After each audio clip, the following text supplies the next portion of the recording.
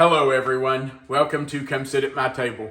We're Tom and Melissa and we sure are happy to have you here with us today. Today is Sunday, so you know, if you've been around here a while anyway, that we're doing a Sunday subscriber series recipe. On Sundays, I always do a recipe that has been mailed to us from one of our subscribers. Now, normally, the recipes that I do on Sunday that our subscribers have sent to me are recipes I've never heard of or never eaten before and have certainly never made. I don't do things from our subscribers that I've made before. But I have had this cake. I have had this cake a few times and it's delicious. But I've never made this cake. So today's the day that I get to make a Hawaiian supreme cake. Our letter today and our recipe comes from a lady named Betsy Mariner in Williamston, North Carolina. Now, Betsy's letter had a little note at the bottom and it says, I got this recipe from my aunt back in the 1960s. It was my mom's favorite cake. I always made it at Christmas, Thanksgiving, and anytime my mom came over for a special meal. I never had any to bring home when I took it anywhere. I hope you try this and enjoy it as much as our family always did. I love your channel and watch it all the time. I also have your cookbook and love it. Betsy Mariner from Williamston, North Carolina. Betsy, we really do appreciate that you sent the letter and the recipe, and we really do appreciate that you have ordered our cookbook, and we hope you're really enjoying the recipes in it. Okay. Let's talk about what we're going to use to make this Hawaiian supreme cake. Sometimes it's called Hawaiian supreme pineapple cake, depending on the recipe you see, but it's the same cake. And by the way, this cake has been around for a long time. Betsy mentioned in her note that her aunt made it back in the 60s, so this is an old recipe. All right, let's talk about what we're going to use. We're going to start with a lemon supreme cake mix. Now, I want to stop here and show you something. This is a 15.25 ounce cake mix. Let me promise you that back in the 1960s, 70s, 80s, 90s, they weren't using a 15.25 ounce cake mix. Cake mixes were bigger back then. And there were still bigger cake mixes like this Dolly Pardon cake mix by Duncan Hines. And now even these, and this one, if you can zoom in on that, Melissa, this one is 18 ounces, which is what cake mixes used to be.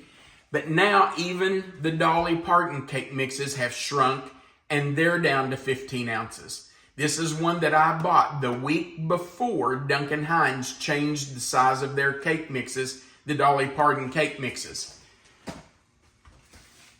To say I'm irritated over that would be an understatement. Come on, Dolly, you can do better than that. Yeah, Dolly, don't let us down. Come on, you can do better. So, here's the problem.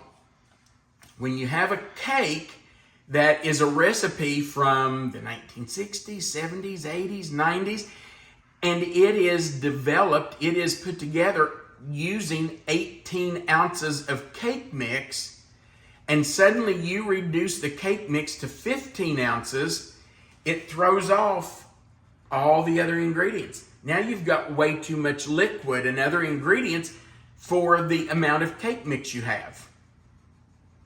So what do? Well, you have a couple of options. You can try to cut down your other ingredients proportionally by about 1/5. Who has time to figure that out? Or you can increase the amount of cake mix you have by 3 ounces. Because they used to be 18, now they're 15. So we need to increase it by 3 ounces. And you can do that a couple of ways. The easiest way to do that is just to add 3 ounces of all-purpose flour. And that's 1 cup, 1/2 cup. If you gently spoon the flour into a 1/2 cup and level it off, that's about 3 ounces. But if you add 3 ounces of plain all-purpose flour, you're going to water down the flavor of your cake mix just a little bit. At least the texture and the other ingredients will be proportional. That's not what I do.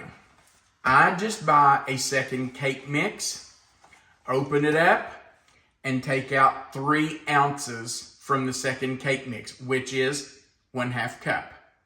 And I will add this to my cake mix.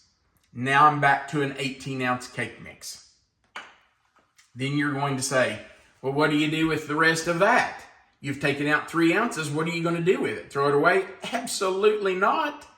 I'm going to put the rest of this in a jar, like a ball jar or some kind of a canning jar, and I will keep the rest of this with a label on the front telling me that it's lemon supreme, and when we make another lemon cake mix, I'll have some to add. I can add another 1/2 cup to that one. Irritating, but doable. It is doable, and it makes your cake better because it doesn't throw off the proportions. Okay, let me climb down off my soapbox. Rant is over. And let's continue. We're also going to use a 3.4 ounce instant vanilla pudding. We're going to use 4 whole eggs, 3/4 of a cup of oil, and you want to make sure it's a flavorless oil. Whichever you want to use is fine. Just make sure it's a flavorless oil. And we need 10 ounces of 7-Up. Which is darn near impossible to find around here. Yeah. So let me just tell you the story with the 7-Up. I went to the store and had a hard time finding 10-ounce bottles of 7-Up. And that's what the recipe calls for, a 10-ounce bottle of 7-Up. So I came home and said I couldn't find a 10-ounce bottle of 7-Up. And Melissa said, let me run right up the road here to this little store up from our house. I bet they have them. Did they, Melissa? No. I went to several little markets and places looking for... 5. Yes. She went to 5 little markets here near our house and no 7-Up. So I ended up having to get these little cans at Walmart. They're 7 ounces, so I'm going to have to measure it out. And I'm just going to use my measuring cup, and there is a 10-ounce mark on here. So I'm just going to have to do that. It's the only way I knew to do it. I wonder if this would make a big difference if you use Sprite. I don't think so, and I was going to mention that. I'm glad you said it. I just don't think it's going to matter. I mean, Sprite and 7-Up are very close. I wouldn't use Coca-Cola because you're putting it in a lemon cake mix. But something like Sprite, 7-Up, any of those lemon lime type sodas I think will work. And I probably should have just gotten a Sprite because they're everywhere. Yeah, every single store I went to had Sprite. Yeah. I even talked to the Pepsi distributor at one of the stores, and he didn't have any on his truck. So there you go. Okay. So, you may not be able to find 7-Up. I don't know. Are they going to quit making it? Maybe. I'm not sure. But anyway, if you can't find it, use Sprite. It will be fine. That's what we're going to use to make our cake. Then, to make our frosting, we're going to use 1.5 cups of sugar, and we're going to whisk that together with 3 tablespoons of flour.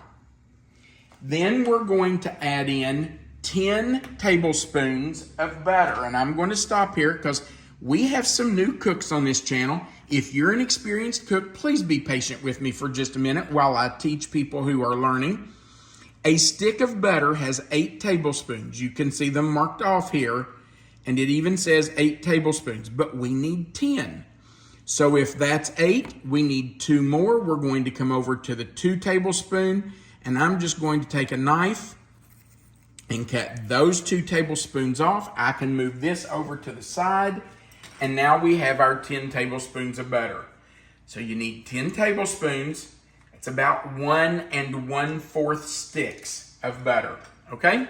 Thank you, the rest of you, for being patient while I was teaching. Then we're going to need a 20-ounce can of crushed pineapple, and we will drain that. We're going to need 3 more eggs, so that's a total of 7 eggs. And then the recipe says a can of flaked sweetened coconut. Well, I don't know about where you live, but we can't find coconut in cans anymore. They all come in bags. So I got online, did a little research, and found out that a can of coconut had 1 1/3 cups in it. So I've measured out 1 1/3 cups of coconut. So if you can't find a can of coconut, just measure out 1 1/3 cups. That is a problem with some of these older recipes, that the measurements and the sizes of products have changed. That's right. And that's why when I do them, I try to change the measurements on the recipe to what we use now so that you won't have trouble. We won't put down 1 can of coconut in the written recipe down in the description box. We will put 1 1/3 cups. Okay. So let's go over and start our cake mix. I'm going to start by putting my extra cake mix in, and then I'm going to open my other box up and put all of it in. And Melissa, I'm probably going to have to grab a pair of scissors. Give me just a second here. I should have already had that cut open. We spent way too much time tracking down the ingredients today. It was a challenge. I know it was, babe, and I appreciate that you went to look for me to try to find that 7-Up, but it's just nowhere to be found. Hopefully the rest of you have 7-Up in your area and don't have a hard time finding it like we did. But you just never know. Some products just aren't as readily available in some areas as they are others, and I'll just be honest, we don't drink 7-Up. Actually, we don't drink soft drinks. So we didn't have any, and I didn't know it was so hard to find. But that's okay. We finally got something, and that's going to work. Okay, so I'm going to let the pudding and the cake mix just kind of mix together there for a minute to get those incorporated. Now the recipe says to add the rest of the ingredients. So I'm going to do that. It does say to add the oil and then add the eggs one at a time. So I'm going to go ahead and add the oil. I'm going to grab my spatula right here. Which color will I come out with? Oh, came out with green. All right, let's get all that oil out of there, because we want that moisture in the cake. And I'm going to go ahead and start that and start adding the eggs one at a time. There's 1, 2, 3. Come on, eggs. And 4. Okay. Now I'm going to let that mix for just a second to get those eggs incorporated. Now we need our 7-Up, our elusive 7-Up. So I'm going to pour all of 1 in here. That's 7½ ounces. And I'm going to need just a little bit of another one because we need 10 ounces. So here's my second little can. These cans are cute, I must say. Okay, there's 10 ounces. All right, so I'm going to add that. While it's mixing, I'm just going to let that kind of drizzle in. It's unusual to put a soft drink in with a cake mix. I've done it before with other cakes, but that's kind of unusual. We're just going to let that mix in before we move it over to our pan.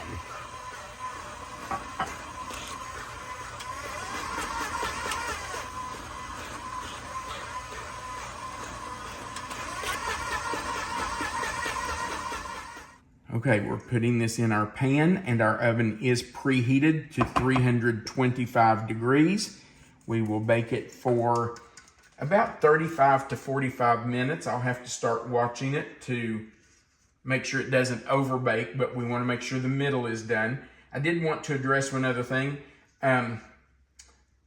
You can bake this cake either in a 9x13 like I'm doing here, or you can do it in round cake pans and make a layer cake out of it. And I believe that's what Betsy does. But Melissa is taking this to a women's event at church, and we just felt like it would do better. It'd be easier for people to serve themselves if it was in a 9x13, so that's what we're doing. It'll transport a lot easier. Yeah, and it'll be much easier for her to take, so that's what we're doing. Okay, so we're going into a 325 for about 35 to 45 minutes. The cake will come out and we'll just let it cool for a while. You don't want it to be hot, but it doesn't have to cool completely before we come back to make our frosting. All right, in we go. Our cake has almost cooled, so we're going to start our frosting by adding our sugar and our flour to the pot. And I'm just going to whisk those together slightly. Just want to get them incorporated so there are no big lumps of flour. You want that flour to melt. You don't want lumps in your frosting. And now we're just going to add our eggs. We're going to add our drained pineapple. And I did drain it, but I did not squeeze it completely dry. And we're going to add our 10 tablespoons of butter. I'll turn on the heat. We'll turn it over medium, and we will start letting that come together. It will start to cook and slightly thicken. That's what we want. And when it's slightly thickened, then we'll come back and stir in our coconut.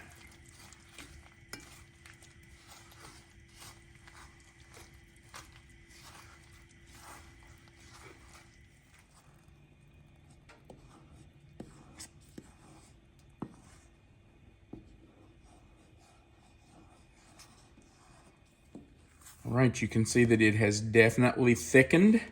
And the directions say when it thickens to add the coconut. So I'm going to turn off the heat, add our coconut. I will stir that in.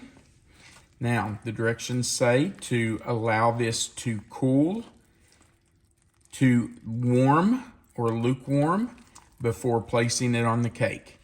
So I'm just going to move this off the stove, and we will allow it to sit over here on the counter until it is lukewarm, and then we will use it to frost our cake.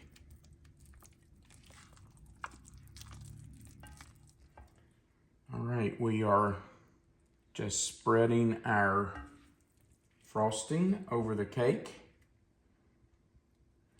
We just want to make sure that we get it evenly over the whole cake, so I'm just taking my time and putting a little bit all over it so we don't have to spread it too much. We don't want to tear up the top of our cake. So I'm just being careful and kind of putting it all over, and then I'll use the back of a spoon to spread it out a little bit. I cannot wait to dig into this. Even though Melissa is taking this to the church for an event, at least I'll get one piece. And they all know about our channel, so they understand. They understand. Take out a piece and sample. They don't mind at all that a piece will be missing. All right, let me scrape this clean because we want to get all of that frosting on there. And now I will start spreading it to make sure that every piece has some of that delicious and beautiful frosting on it. Doesn't that look good? Well, our cake is ready, and I can't wait to dig into this piece. It looks really pretty. Doesn't that look delicious? Pretty cake. It really is. All right, babe. I know you may have a piece at the church, but you want the first bite? I'll have a bite here. How about that? There we go. It looks so moist. So what's the verdict? Great combination of flavors. I love the lemon. With the coconut, that's so good. With the pineapple. It's sweet, but not overly sweet. Yeah, you're right. It's not overly sweet. No. Oh my gosh, you all. That is really delightful. It's so good. Every bit as good as I remembered it. Melissa, I think your mom has made this. Well, you might have. I don't remember it, but maybe. We've had it a few times, but I think so. That's really good. The lemon, the pineapple, and the coconut together, like Melissa said, it's just a perfect combination. That is fabulous, and I am so glad that Melissa's taking that out of this house. I am, because I would eat that whole cake. Betsy, we really do appreciate that you sent us this recipe. If you're interested in sending us a tried and true recipe, we want something that you've used for years that you know is delicious, you can go right under this video and find the description box. It will have the title of this cake in that box. It will say, what's it say? Hawaiian Supreme Cake. If you click anywhere in that box, it will expand. You'll find the written recipe. Melissa always puts the recipe right there for you. You can click the word more and that will expand even more. And under that, you will find our address where you can mail us a recipe or recipes. And then we will consider using one of your recipes on our Sunday Subscriber Series videos. Also under that, you will find an Amazon link where you can purchase our cookbook if you're interested in that. There are, I think, 406 recipes in there that are recipes we have used for years and years and years. Those are our tried and true recipes. And we invite you to order a copy of the book if you haven't yet. Also, right below the video, there's a like button. We would appreciate you clicking it. If you haven't before, we invite you to click that subscribe button. There's a little notification bell right beside of it. If you click it in the word all, you'll be joined to our channel. We like to say it gives you a seat at the table. And then YouTube will notify you every time we add a new video. Also, at the very bottom, there's a place for you to leave a comment, and we love hearing from you. So feel free to go down there and just leave us a little comment. Thanks again for watching. We do appreciate it. And we want you to remember that you are always welcome to come sit at my table. Have a great day.